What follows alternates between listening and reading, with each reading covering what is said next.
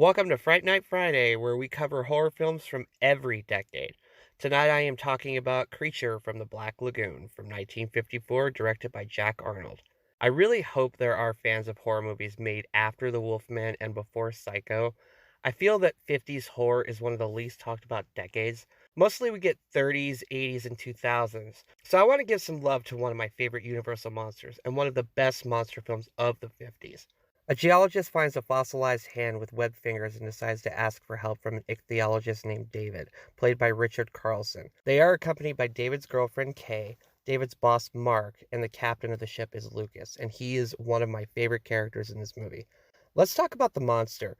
Riku Browning, I hope I pronounced his name correctly, and Ben Chapman play the monster, one in the above water sequences and the other in the underwater ones. His costume design is awesome for a monster. I know that his face sometimes gets thrown around in with B-movie monsters of the 50s, like the Giant Claw and the Cyclops, but this monster is so much better than those are. Melissa Patrick was the designer of this costume, and I think she did a wonderful job making the creature look with the creature's design. It looks so menacing, but not necessarily all the way evil. It seems like a curious creature, but one with like fish-like instincts. I need to give more praise to Riku Browning. Legend has it that he held his breath in the underwater sequences for up to 4 minutes at a time. I can't swim, so the thought of having to do that terrifies me to death. Not only did the actor do a great job with the swimming sequences, but that leads to my next compliment, which is the photography. The movie is shot so well during its underwater sequences, I say they're as good as for that era as The Abyss was for its era. They are wonderfully shot, and there's a fight scene between Gilman and one of the characters, which is so well shot, and I was completely absorbed in that sequence. It's truly magnificent filmmaking. I also need to give a nod to the music. I love the music that plays every time the monster is even partially shown.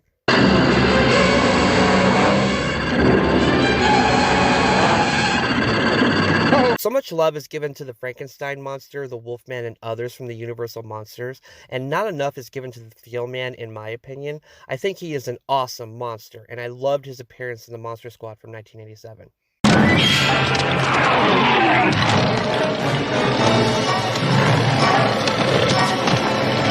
To digress for a second, I had a friend whose grandfather was a film professor at a university, and when I would go to his house, he had bookshelves of VHS tapes of every movie he ever recorded on TV in his life, and like I'm talking thousands of VHS tapes organized alphabetically, and he passed away 15 years ago. So he had VHS movies from the 1920s until the 2000s as far as era of movies. He would let me watch any movie I wanted as long as I didn't harm them. So that's one reason why I have seen as many movies as I have. The story is surprisingly good. It's not as campy as the other monster movies from this era. It's just about a group of expeditionists whose curiosity gets the best of them, and they enter the domain of a feral creature. It also has the same Beauty and the Beast story as King Kong, but it's not as well done as that film. From a story construction level, the only thing about this movie that annoys me is that Kay seems like a character that should not be there. Yes, it is implied that she and David are doing their fish research together, but she never does anything to establish what her credentials are. So her character to me feels like she's just there for the damsel in distress archetype. But that doesn't mean I don't love the Beauty and the Beast story, because I do, but it feels like it only has about 5 minutes to happen and resolve itself. I just wanted it to be more of a focus. To me, I get way more vibes of Jaws than King Kong with this creature, but maybe that's just me.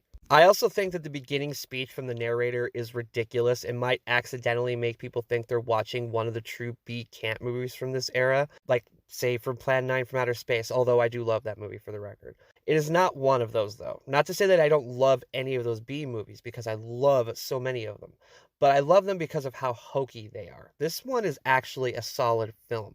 The movie inspired The Shape of Water, so I know I'm not the only fan of this movie, but I feel it doesn't get enough love.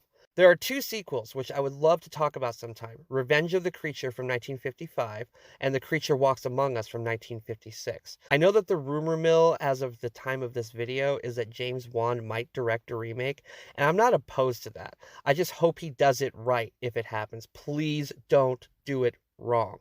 This movie isn't very long at all. It only runs an hour and 19 minutes, so it's a short and easy watch, but it is entertaining. Don't look at it as a B movie from the era of them and it came from outer space. Look at it as the final chapter of the Universal Monsters, and what a chapter to go out on. Long live Creature from the Black Lagoon. I give it an A minus or 4 stars out of 4.